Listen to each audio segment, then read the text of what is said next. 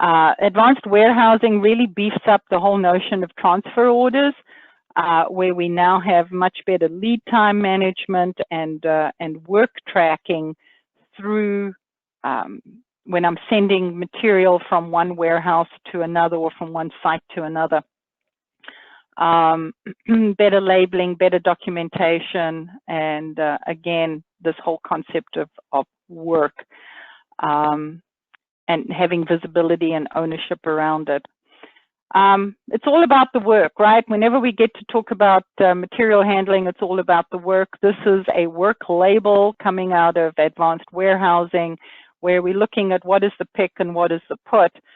So given this production order here, I'm not using a target license plate, but I could be, the instruction is go and pick these items. If I had a barcode, it would be here, where it is, how many, and then we're going to go and put it at the bay door, and how many of those pieces, because this item is ready to be shipped. We also have cross-dock functionality, so purchase orders coming in, and I don't want it to go on the shelf and then have somebody go to the shelf and take it off the shelf and take it to the shop floor or take it to shipping. So that cross-docking functionality allows me to say something has come in and I'm going to skip over the inventory part of it because I know where it's ultimately going to. So instead of putting it on the shelf and then tomorrow somebody comes and takes it off the shelf, we're just going to go put it where it needs to be. And this is where these picks and puts become so critical. This is my inbound purchase work, telling me, you know, what's coming in. These are all closed, so I did them. I'm super speedy. Which site, which warehouse, if stuff was put out on a license plate, if I associated it with a work ID, and then this work priority. What do I need to be doing first? What is the most important thing for people to be doing right now? So a summary of the warehousing as opposed to the inventory control really is this whole notion of being able to use mobile devices and scanners, processing work in waves, load planning for trucks going out, trucks coming in, putting stuff onto license plates. So think about loading a pallet.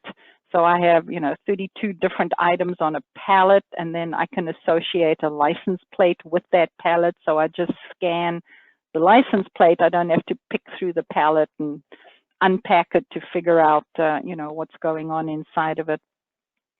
Inventory status is more fully exploded, so that I have meaning behind inventory status of available and on hand, etc.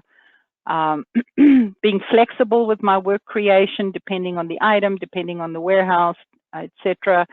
And then dealing with containers, as well as trucks, the transportation management, scheduling trucks, especially if you have your own fleet or you're trying to work with different packages and integrating with potentially other trucking sites or package management sites, and then the expanded warehousing.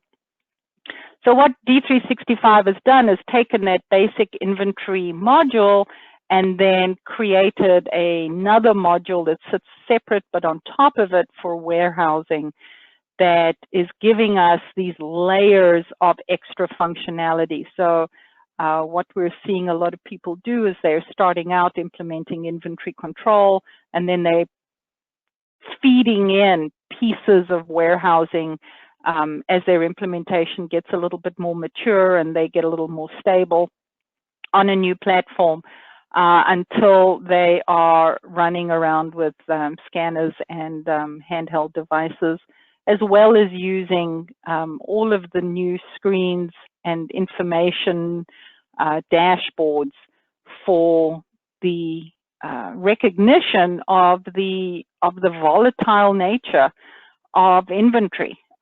Inventory has always been seen as something that's a little more stable, and in our modern day, that is not a true statement. Inventory is the spine of the company. That's the spinal fluid, right? That informs the brain to make the arms go and the toes wriggle, etc. And if we don't have good visibility, if we don't have good expediting tools, inventory delays everything.